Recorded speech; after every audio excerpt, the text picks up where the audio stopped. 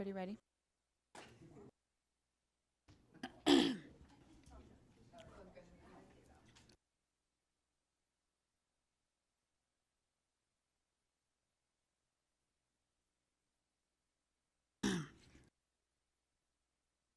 We're going to go ahead and call the meeting to order if everyone's ready. Welcome to the Tuesday, June 7th, 2022 Finance and Business Development Committee. We're going to start with roll call, please. Trustee Rose. I am here. Trustee Cunningham. Here. Trustee Gianoli. Here. And Trustee Jay is not here, and I have not heard from him today. Neither have I. Okay. We'll mark him as absent, and do we want to ask for an alternate? Chair Carey is here. Chair Carey, would you like to be the alternate? Sure, if that helps. Great, thank you. Chair Carey. He's here. That leads us to public comment, please. No public comment. Item number 3, approval of the minutes from the May 17th, 2022 committee meeting. Do I have any questions, concerns, change requests? So moved. Second. All in favor? Aye. Any opposed? Seeing none, motion carries unanimously.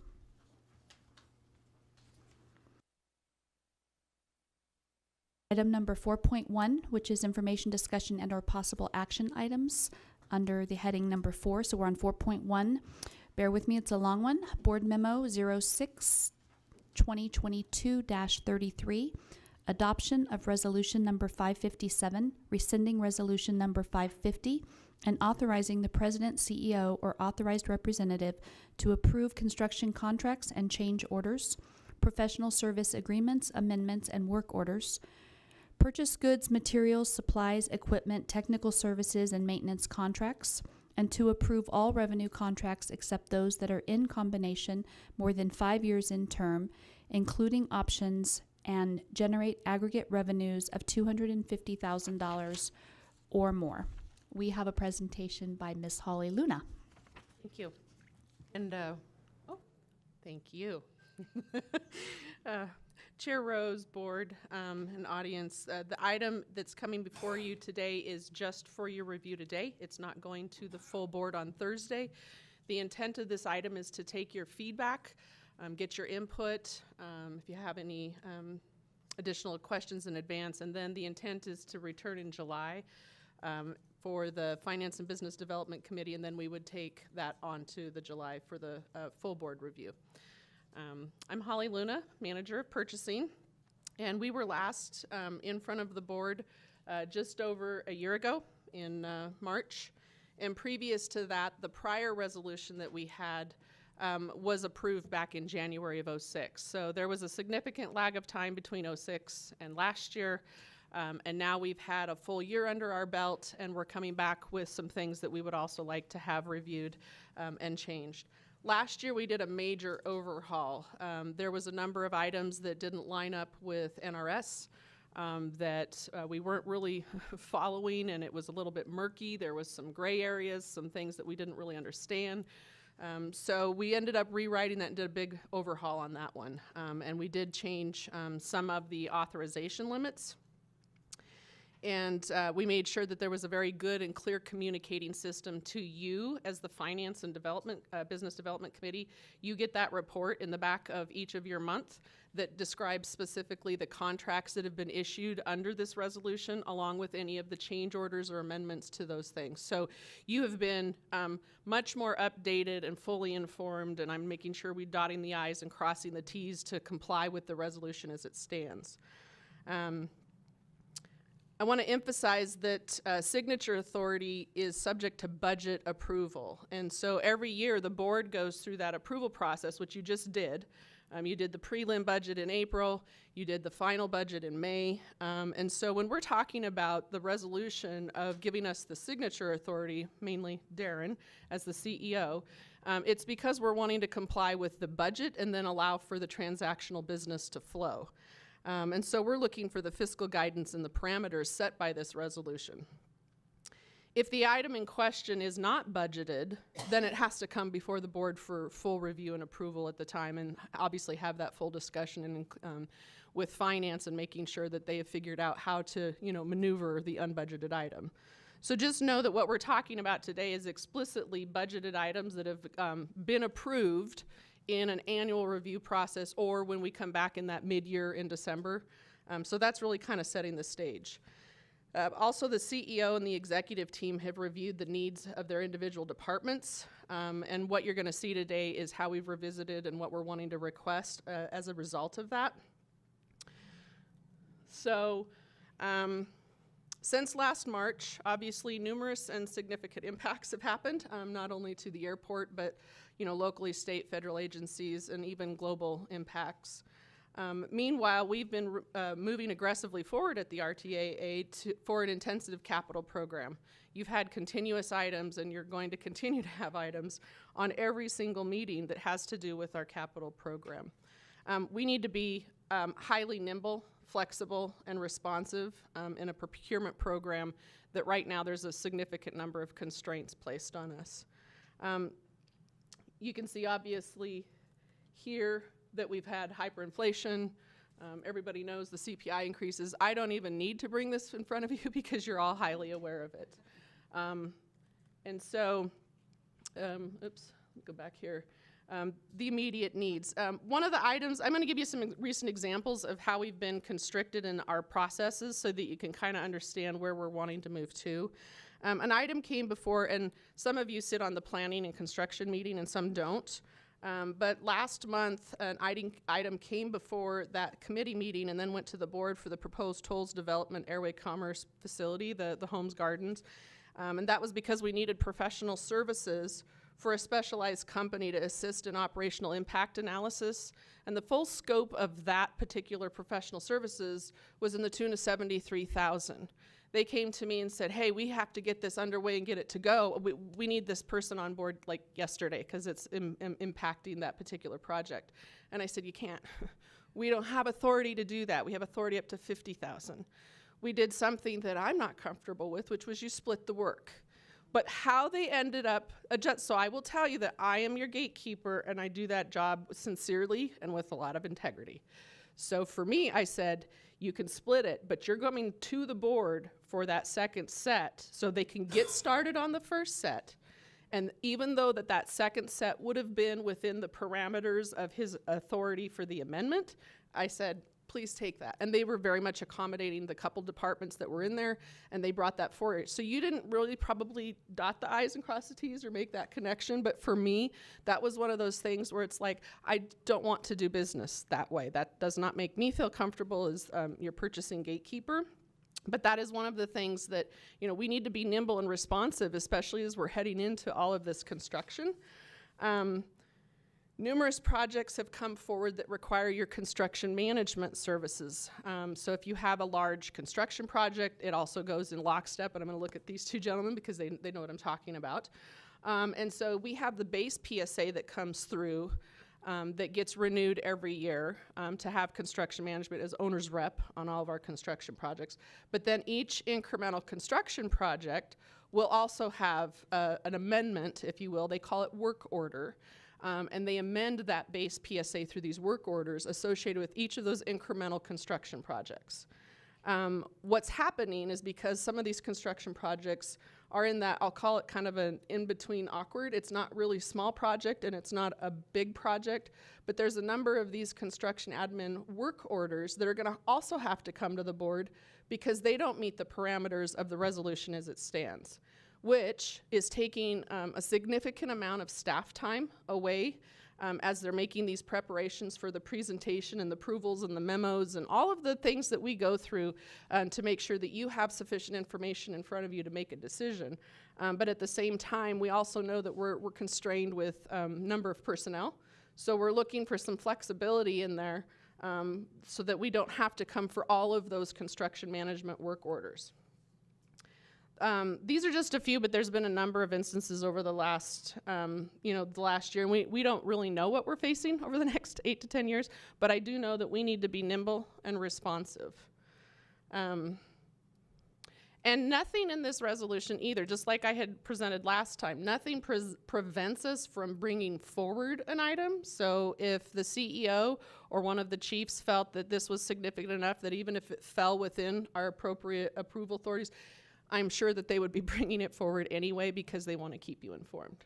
So hopefully you can see this. If not, it is in the board memo that was included in your packet. And I'll just run through these, and please stop me at any time if you don't understand what we're talking about. I left off all of the language, and to Trustee Rose's point, you've heard this last year. So all of those little dotting of the I's and crossing of the T's, we're not changing a lot of that language because that has worked well in our favor. What we're really looking forward for is the change in the authorization limits. So for the construction contracts, we would like to request that we move from 250 to 500,000. There are just a few things that have come forward to you that I can think of, and there's going to be a couple more in the near future if we don't change this that would hit that spot. And again, the concept is the conversation that the large ones will always come to you, and this frees up staff time. And the change orders, again, last time we had changed that and really tightened up the language so that we're making sure that, again, if they're significant enough, they come before the board. And that's as it should be. But we are asking for that to move from 100,000 to 250,000. Obviously, one of the largest changes on here is the professional services agreement.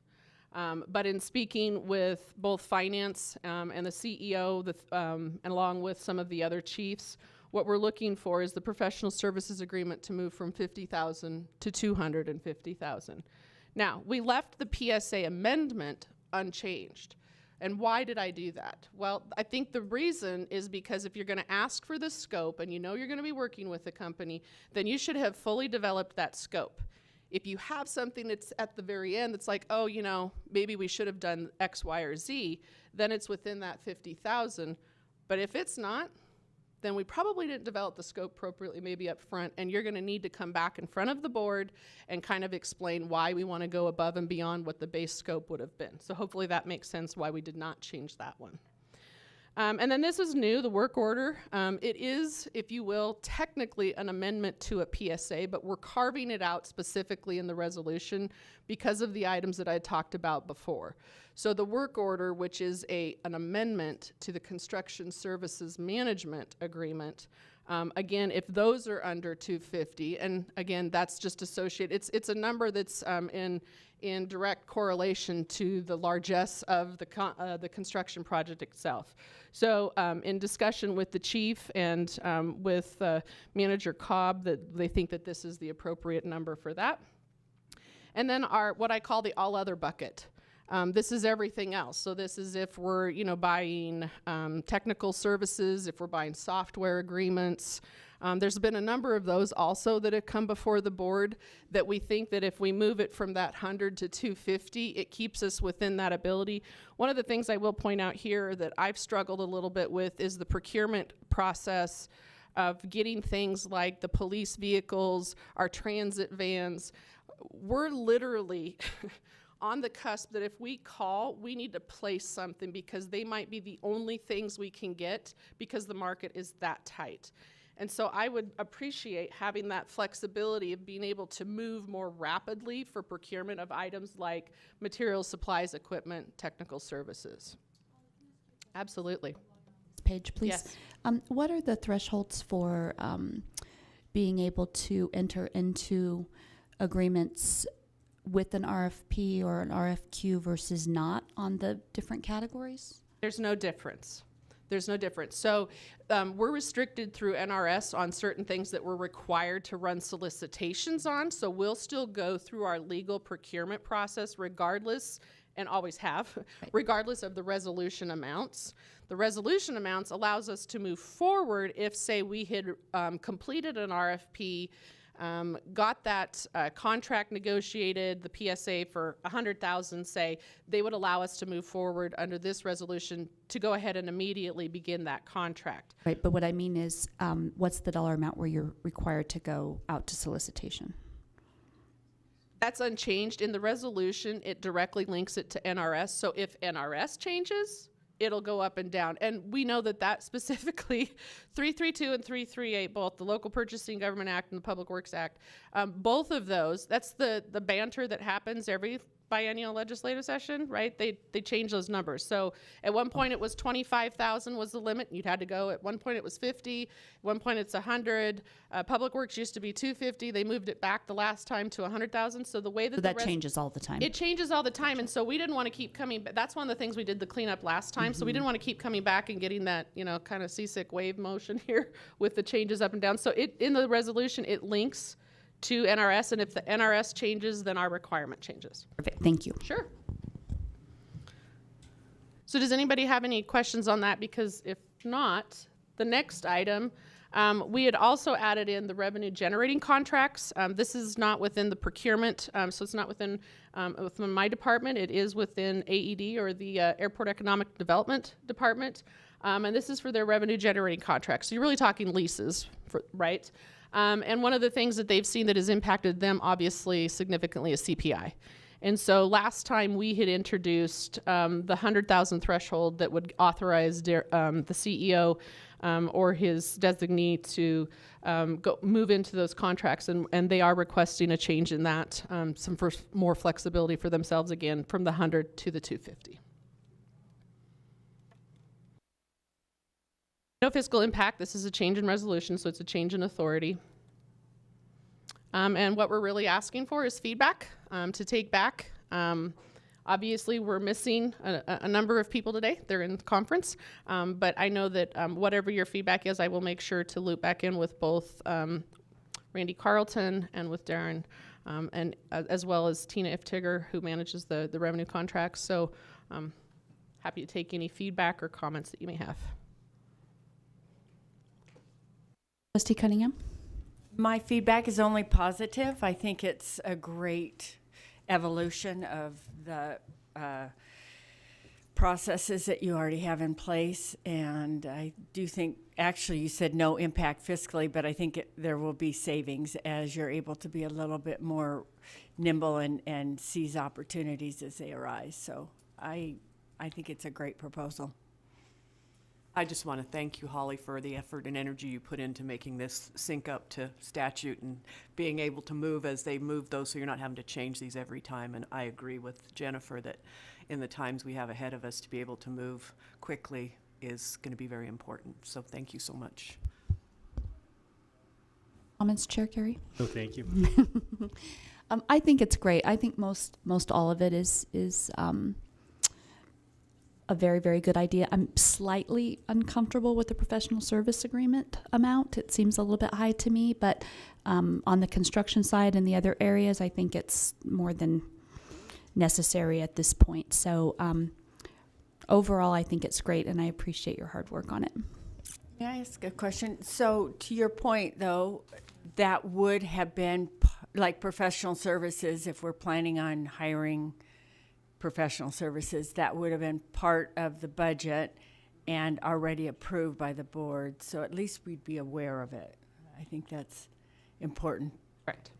If it was unbudgeted, so It would I think come right to the the board. tolls development one is a good example, because it actually still would end up coming back to you. They would have had to have, you know, coupled that together, and they would probably be presenting that.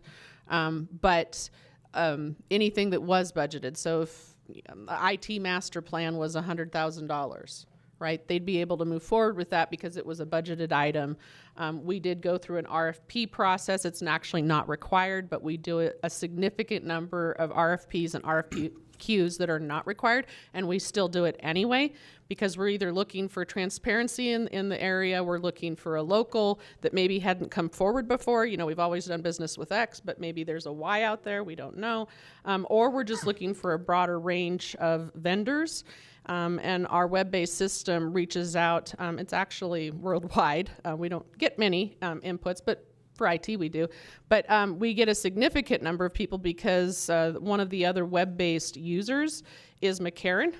And they're obviously very large, and they have a very large vendor database, and we get to key off of that. So I will say that, I mean, I think that we're doing a much better job of making sure that we do go out to solicitation and not just renewing contracts for 20 years consecutively without giving other people an opportunity to get in, which was always my fear when I first arrived here. And I think that you do a really great job at that. And I also feel that there's a lot more focus on, trying to get locally owned businesses involved. And that was somewhat absent prior to, so I'm a little bit more comfortable with it.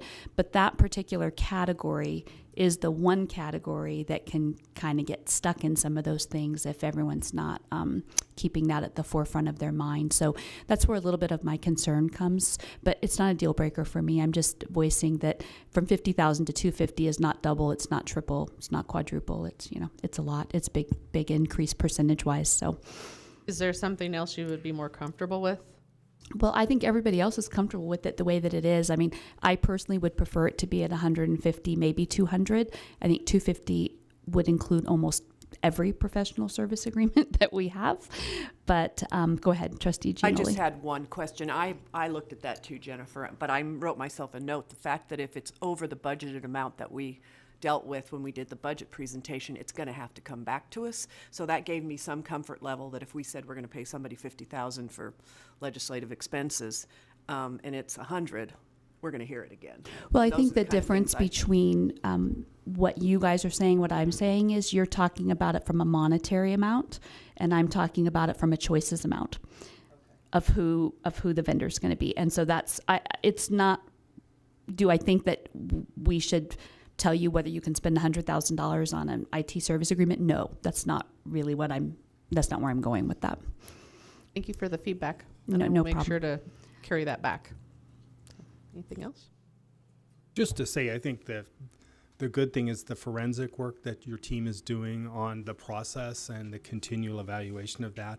I know the business, this committee has been very involved in the changes, and I like the fact that we're looking at improving the processes to make the workflow better for the people we're hiring, as well as making sure that we're following NRS. And so I just wanted to compliment the entire team for its forensic work of looking at this, because so many agencies just let it go. And we're coming back to this, and that's a very positive, and I'm just encouraged by these changes. Well, and Holly, honestly, if you weren't the person at the head of this, I'd have a lot more to say. I'm very, very comfortable with you and your process and your integrity and your hard work. So I want to make that clear. Appreciate that.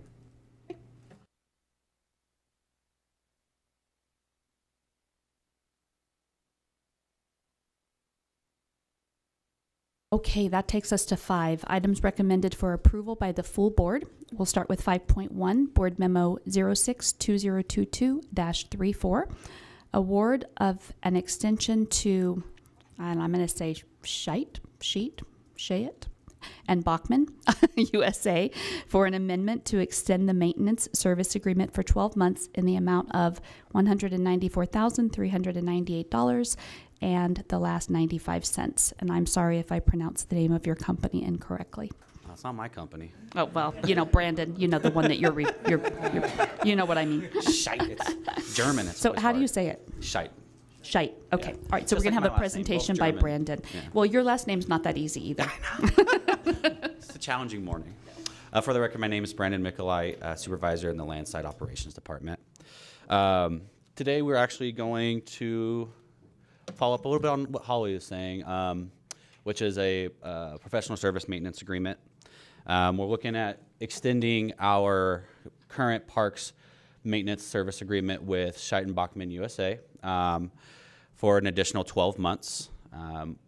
Generally, we would like to do a 3-year contract instead of a 12-month. There's been some changes in our department, so we wanted to, and with the prices, we wanted to give it a chance to kind of settle a little bit before moving into a 3-year agreement. And it allows us to keep a on-site S&B tech here at RNO. The total cost was $194,398.95. And this supports strategic priority number 5.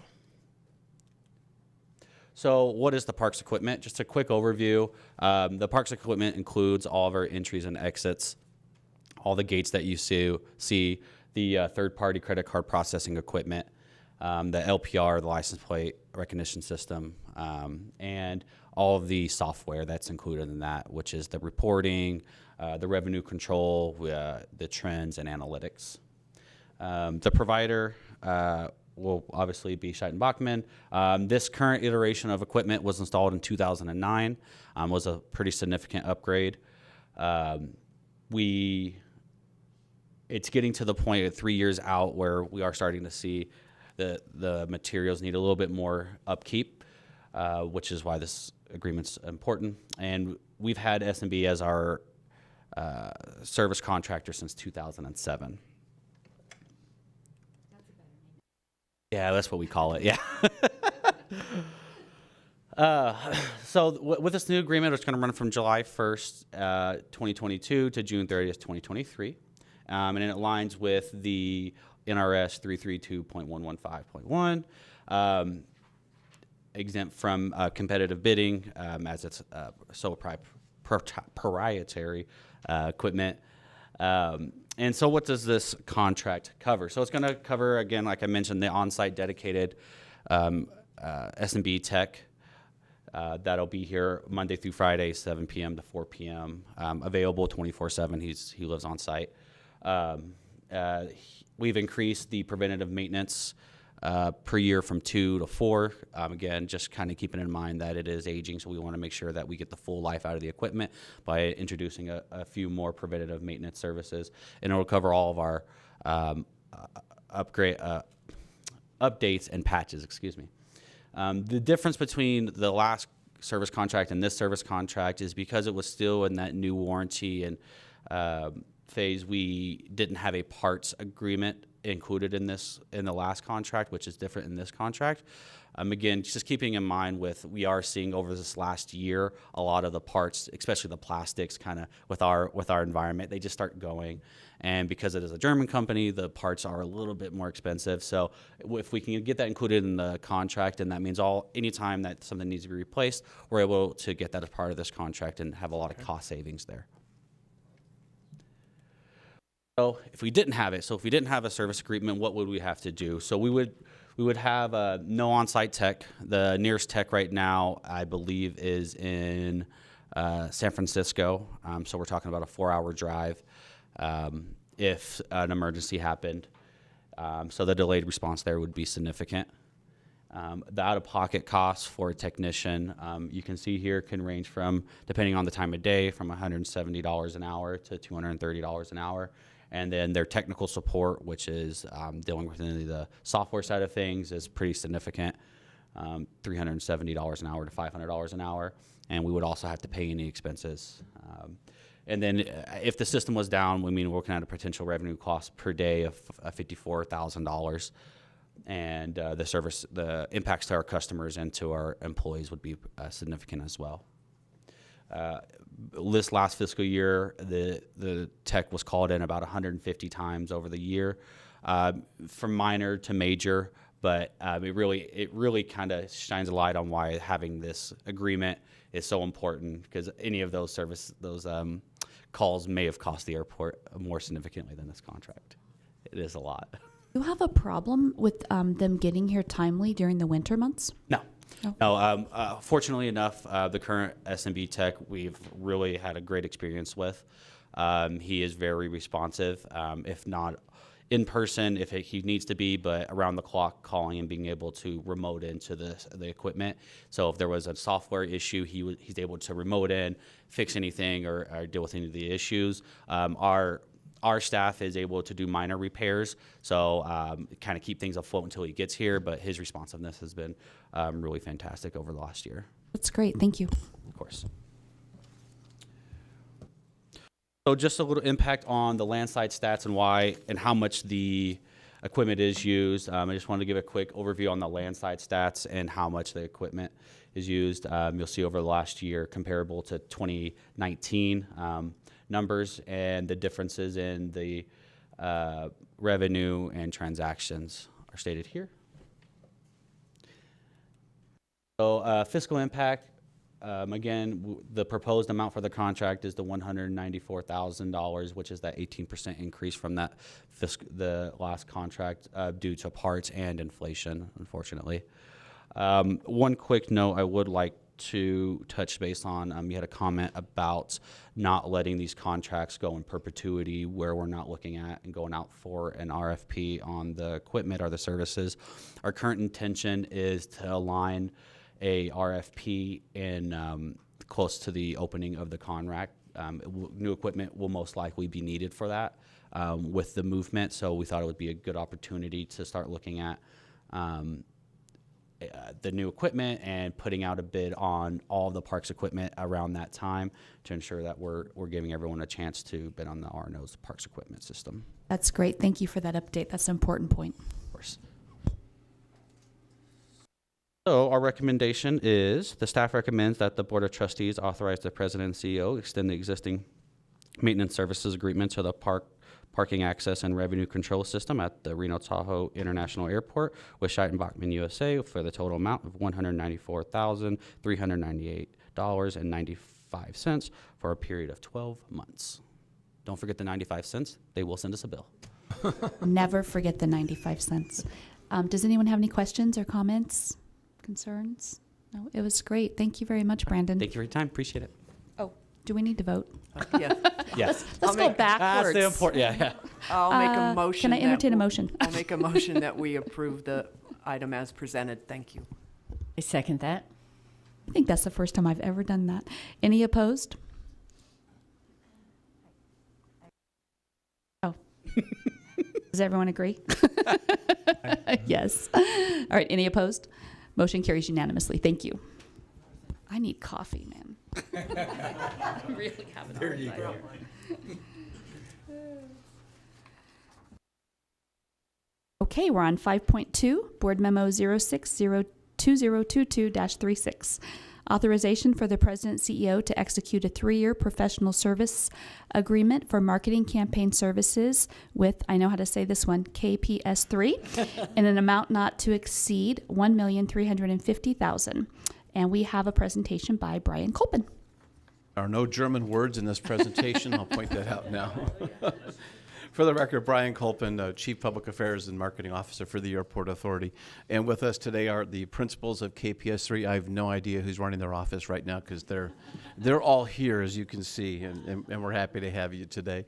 But happy to present this item to you today.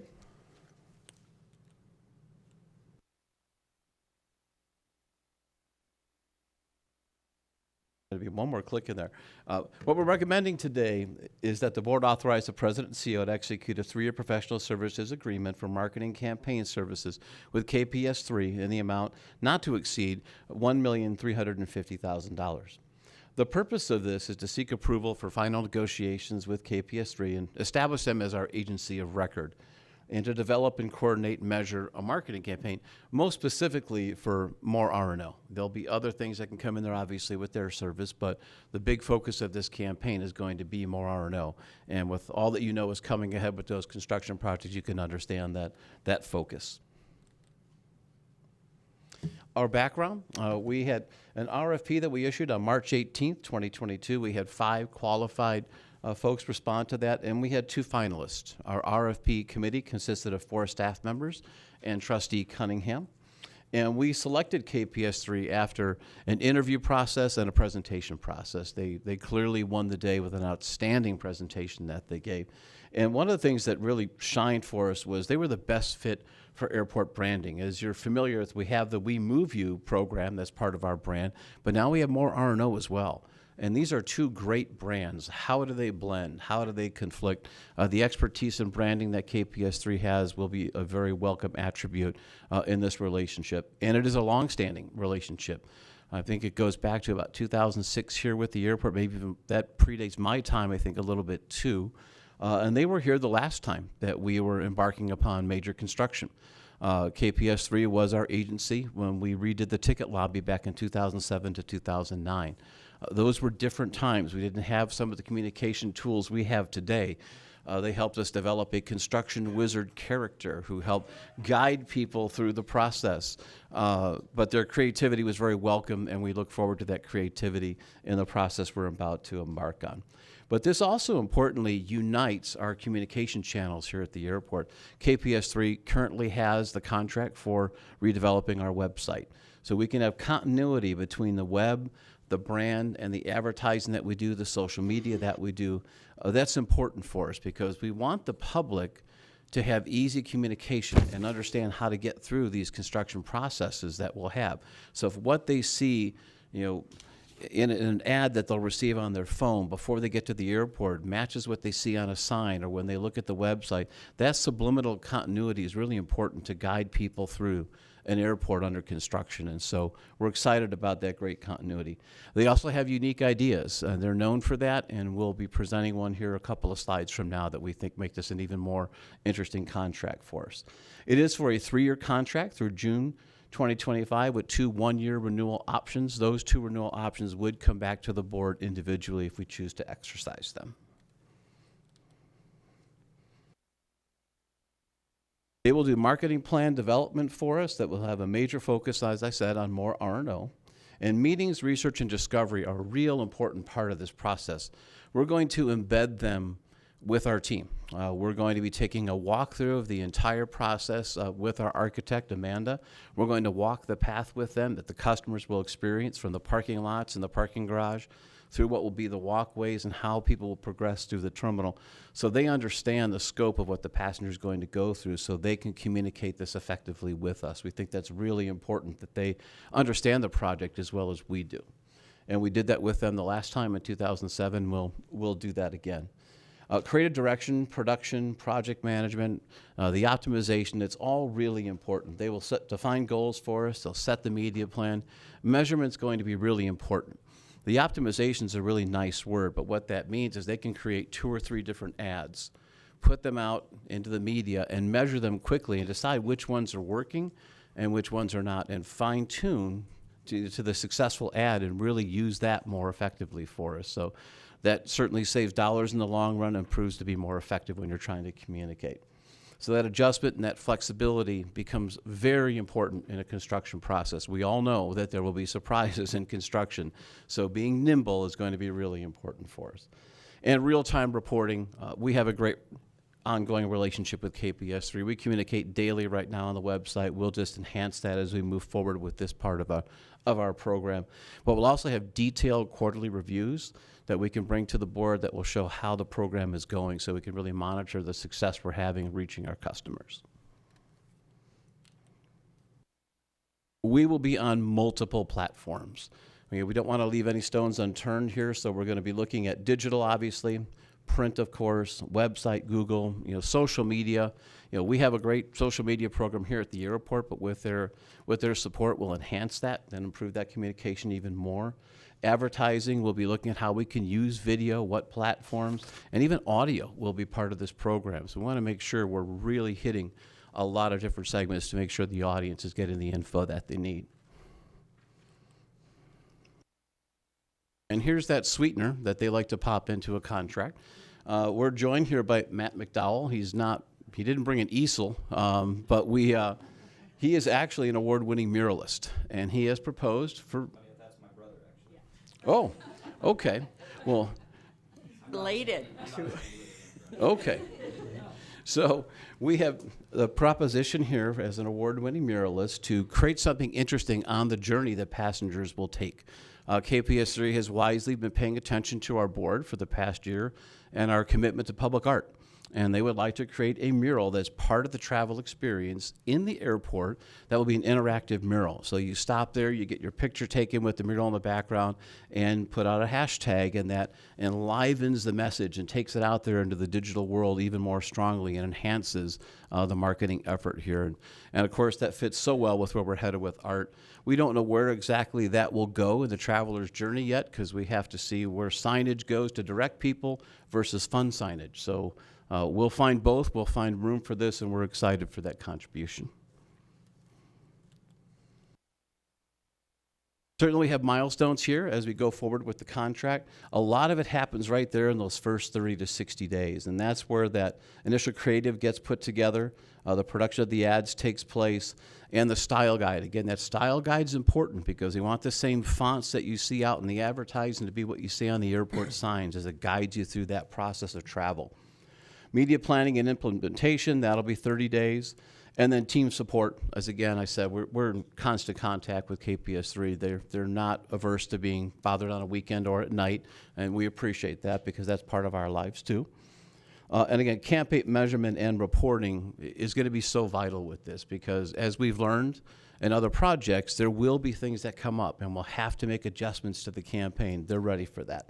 The interactive mural, that'll be completed when we site select for that, and that'll be a fun process for us on the board. And then the services end June 30th, 2025 with those two other options for us. They are the epitome of buying local. They have been here since 1991, 53 employees here. You can see their support by being here with their leadership team today. And of course, they're known for their philanthropy here in the community. I think you can say Stephanie is an iconic member of our community. The fiscal impact for the proposed 3-year PSA is not to exceed $1,350,000 for 3 combined years. It's not to exceed, so that's the 3 years all put together. And what you see there is we enhance that a little bit. We budget, as you know, on a yearly basis. So our budget for the upcoming year here is $350,000. But we have some more dollars in those succeeding years because we don't know yet what we don't know about construction. As we start with the ticket lobby, we're going to be in mid-ticket lobby when we start the loop road. We don't know what that customer impact will be yet. How will that change things? And so we wanted to make sure we had a little extra money in this contract so as we budget in those succeeding years, we can take care of what the customer messaging is going to be. Campaign creative for $50,000 after that discovery process. The media planning and reporting for $36,000. Team support, that's a great communication that we have. The paid media budget of $242,000, and that gives you the total of the $350,000 for this first year. This is a summary of work. I am not going to go through every one of these items. We'd be up here for a very long time. But we could take a look at a couple of them if you want more detail, but certainly it is comprehensive. It covers everything we need to do with this campaign. We're very excited about it. I would highlight, of course, that we have a lot of primary research and secondary research to make sure that they feel like they're members of our team here as we move forward. That communication and understanding is going to be really important. The advertising monitoring to adjust as we need with the surprises that come up, that's vital for us as well. And then the reporting, coming back to us with these quarterly reports so we can measure how the advertising's doing. These are all great flexible things that we need in a modern campaign, and we're excited to work with KPS3. Staff recommendations that the board authorize the president and CEO to execute a 3-year professional services agreement for marketing campaign services with KPS3 in the amount not to exceed $1,350,000. Take any questions that you have at this time. I'd like to start by thanking Trustee Cunningham for all her hard work on this committee, and of course, Brian, your department as well, and KPS3. It's really an honor to have this discussion with such an upstanding locally owned business, and we're proud to be here with you guys today. Does anyone have any questions? Go ahead. I have a few comments I'd like to share with the group. I kind of jotted down some notes from sitting on the committee and what was compelling to the committee and from me as a trustee perspective. KPS3 really honed in on being more strategic in their proposal. Both finalists were outstanding. But I think the lens on the strategy behind how are we going to achieve this, and really focusing on the construction and more R&O than any other tangents. They were hyper-focused. Also, because of their deep brand experience, I think they're going to be a valuable partner for the airport staff to kind of help untangle, because it's going to get tangled, and figure out more RNO, and we move you. And so you're in good hands, and I think that will be very beneficial for the group here. Let's see, the reporting in real time too, Brian just touched on it, but it's not only that interaction on a daily basis, but the staff has the ability just to go online and see the results of the campaign right then and there, as opposed to waiting for a monthly report, which will also come out. But if they want to see A/B testing or what's going on and how did this digital marketing do, they've got access to that. And the last thing I want to mention is, it was interesting how you handled that amount not to exceed. That was new to me, because you're just kind of guesstimating no more than 500,000 for the next 2 years, which I think is definitely reasonable and in the ballpark. When we look at current year, I think it was 242,000 going directly to media. And I'll bring this up at the board meeting. I think it's important at the end of the year, like not fiscal year, like maybe in December, once they get started, to take a look at, is the budget sufficient? Are we getting the messaging out? And I'd love to have that flexibility to discuss it as a board at the end of the year if we need to augment, because it's kind of a trial and error, and we're just pulling that figure out and punching it in. And it might be plenty, we might be saturating the market, but as you know, Brian, there's going to be projects and getting out to the population's challenging. Yes, and I think even today, this morning is a good example. It's a Tuesday, and we have 6,500 passengers that are departing our airport, and parking is well aware of that. And yesterday we had 7,300 that were departing. A Tuesday number of 65 is unbelievable for us. If these continue through the summer, we don't know what we don't know yet. This is such a new time with the level of travel that we have, and a record number of destinations, a record number of airlines. When we did the ticket lobby before, we had 6 airlines. That's what we were dealing with. We thought that was big. And now we have 13. And so we'll put pieces together with the start of the campaign here, what we'll need as we go on, and we really kick the tires on this. Yes, flexibility, again, is going to be really important. So appreciate those thoughts and that support. Pleased with the voice, and I think we know we have a good group here, and it is going to be a changing environment, so it'll be a fun trip. Trustee Carey? No. So the only other thing I might add is, if you could bring those quarterly reports back, if you choose to bring them to the full board, that's great. But if not, if you could at least bring them back to this committee, that would be fantastic. And I completely agree that the construction is like the main thing, but I'm really hoping we can find room and money for new flights and flights that are struggling to try to help them out. I just think there's going to be a balance between that construction and really getting our new flights out there and in front of people, and then helping our struggling flights so we don't lose them, particularly the ones we don't want to lose. And new airlines when they come, and some things that are not necessarily construction related, because that could get boring after a while. I think. Yeah, go ahead. I'm sorry. With KPS3, I think boring will not happen. We'll be having some fun with the group. But you bring up a great point. But thankfully, in the community now, we're in a much stronger place than we were previously. With the RASC committee and the support that they will give our airlines, and the communication that we have between our air service team and RASC with a struggling flight. I've never seen it better, which is a wonderful thing. The incentive program, is providing money for airlines that are coming in, like another one that we'll be talking more about in August with an announcement that we have to do, and we'll be planning an announcement for that one. So we're not about to stop that part of what we do, but thankfully we have some more tools in the toolbox than we used to have. But we know that's part of it, and again, when we have everything tied together, from the website to the social media to the advertising to the customer service, that allows us to communicate that, I think, better than we ever have before as well. So, but we'll certainly keep that in mind, and we don't want to lose that focus, and we want to keep adding passengers to make Brandon McCollite's life more challenging. Trustee Cunningham, would you like to make the motion?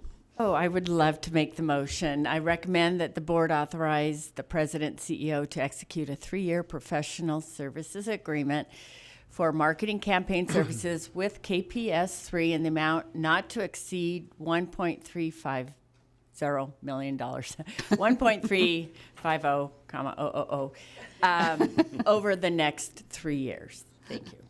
I'll second that motion. All in favor? Aye. Any opposed?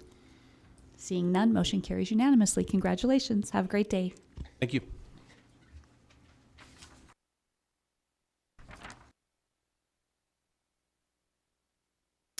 Five point three, Board Memo 062022-37. Authorization for the President CEO to execute a 3-year contract with two 2-year extension options with LP Insurance Services for broker consultant services for the Reno Tahoe Airport Authority Employee Health Insurance Program in the amount of $150,000 for fiscal year 2022-23 through 25-26. And we have a presentation by Julie. Thank you very much. Good morning, Chair Rose, members of the board. For the record, Julie Blevins, Manager of Labor Relations and Benefits. The purpose of this action, as you mentioned, is to seek approval from the board to authorize the President CEO to enter into a 3-year contract with LP Insurance Services for broker and record consultant services for the Reno Tahoe Airport Authority Employee Benefits Program. And that would go through June of 2026. And then we would also have 2-year extension options included in that contract. And this action is in support of strategic priority number 7, which is people. So the health insurance broker, their services are really an integral part of our employee health insurance program. They really do provide a broad range of services, and I did mention those in the board memo, but they really look at, perform a strategic analysis of our current program. They, of course, take our program out to market when it's time for renewal. They really do a lot of analysis on our claims data. And another big one is communication services for our employees. And just advice and expertise on all things benefits, which, I know I can't be all things, but I try. But, sometimes it's really helpful to have a helping hand. The Airport Authority has utilized Lockton Companies as our broker for the past 5 years, and their contract will expire on June 30th of this year.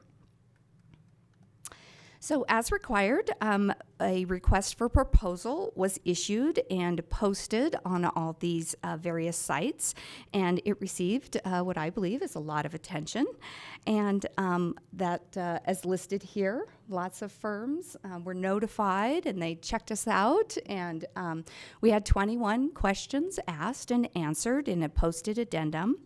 And ultimately, 8 firms did submit proposals, although 3 proposals were declared non-responsive, and then 5 were submitted to the evaluation committee.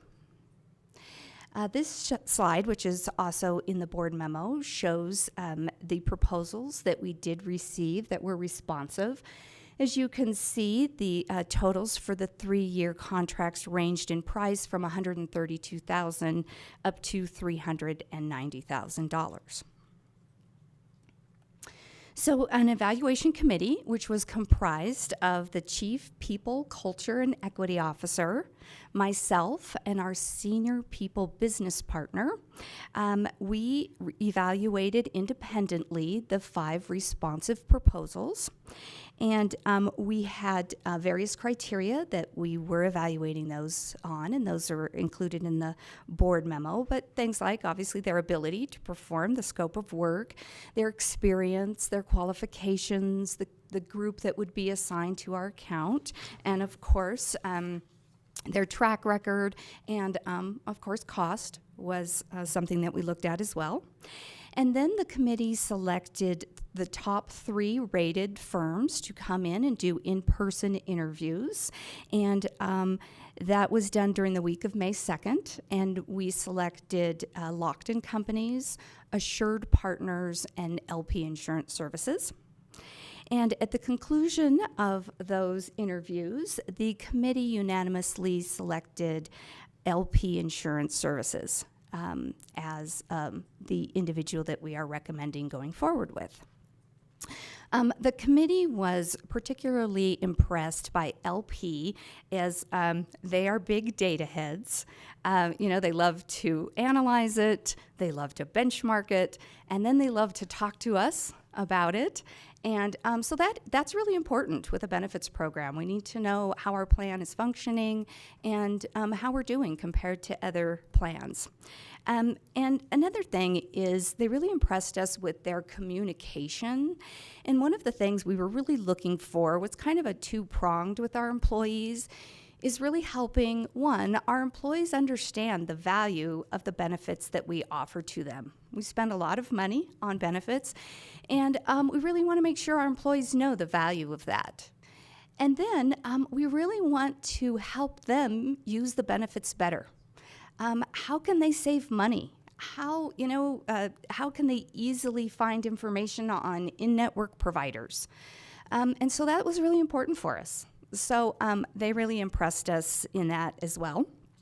And lastly, they are constantly reviewing the claims data and how our plan is running. And that's so they can really be strategic about how they place our benefits out to market when it comes time for renewal. So we were really impressed by all of these items. Little bit about background on LP Insurance Services. So originally founded as Lucchini and Associates right here in Reno, Nevada in 1927. And then whole bunches of mergers, acquisitions, divestitures over the next 83 years. And then LP Insurance Services was founded in 2010. And since then, they have risen to become one of the top 100 brokers in the U.S. and the largest independent agency here in Nevada. And they serve 43 public entity clients across Nevada. And that's really important because, we are a quasi-municipality. So that's important to us that they understand how we operate. And LP Insurance is really dedicated to building strong relationships. And I think their mantra about say it, mean it, do it really speaks to me. And it just really sums up what we are looking for. So as far as fiscal impact, LP would be paid on a fixed fee basis, which would be net zero of commissions. And what that means is many times consultants or brokers are paid by an insurance company. And that just doesn't always sit right with me. I want them knowing who they work for. And so we made it very clear that it's fixed fee. You will not take any commissions from any of the insurance that you place us with. And so they will be paid $50,000 each year over the next 3 years. And that's an increase of $6,000 over per year over the cost of our current broker services. And the current fiscal year 22-23 budget does include monies for these services. And then, of course, the future years would be placed into the future budget submissions. This is the recommended motion, which will allow the President CEO to execute the contract with LP Insurance Services. And so that concludes my presentation. Happy to answer any questions you might have. Trustee Gianoli? No, I just wanted to comment. I think it's great that they're going to do more employee education. I think oftentimes we have benefits and sometimes they don't know how to best utilize them. And I think that's really an important point of this, as well as claims management. Those are, and staying on top of it as you go. So I appreciate that. Thank you so much. Yeah, thank you very much. They one of the great things too that I really liked about that they talked about is you know, because we asked them, well, you know, what would our first 90 days look like together? And they said, well, first of all, we have to notify employees that now they have this new advocate available to them. And I was like, wow, that is, nobody else has ever said. I've been doing this for a few years. And, you know, none of our other brokers have said, oh gosh, we need to notify the employees. And they have this wonderful app. There's an app for that. It is really going to just be wonderful for our employees. And the first part of it is having issues, here's who to contact. And so our employees will be able to contact individuals directly at the broker to really help them. Because, yeah, like you said, insurance it's complicated. Yeah. They're an outstanding company, and they're very employee-centric, so I think you'll really enjoy working with them. I was just going to say that too. It's just, what an incredible company they've built over the years. It's very impressive. And strangely enough, before Lockton, we were actually with LP for 5 years. I remember. And they were very different. I mean, they seem to be very different. They've grown a lot in those 5 years. And, you know, we were just like, wow. So, yeah, we were really impressed by that. I would be happy to entertain a motion. Move to approve as presented. Second? All in favor? Aye. Any opposed? Seeing none, motion carries unanimously. Thank you very much. Thank you.